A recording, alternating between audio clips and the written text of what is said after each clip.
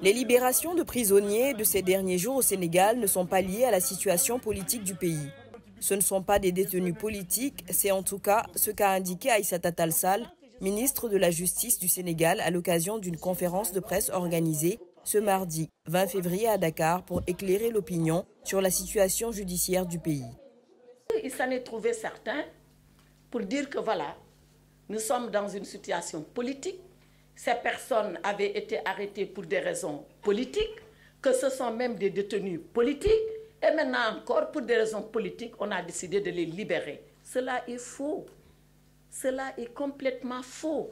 Et je m'inscris en faux contre ces assertions.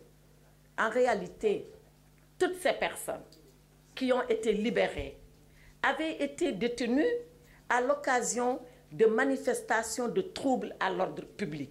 Peut-être qu'elles avaient leur volonté politique qu'elles voulaient démontrer.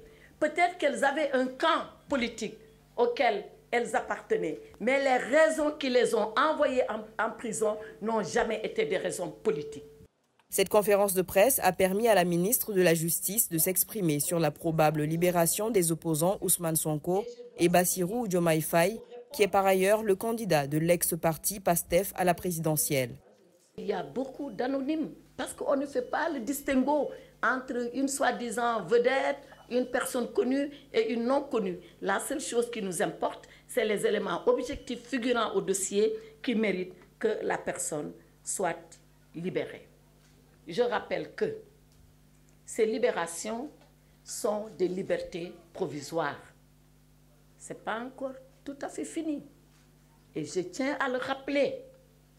Les gens, je l'espère, pourront tirer la substance de toutes ces leçons apprises. Je l'espère bien.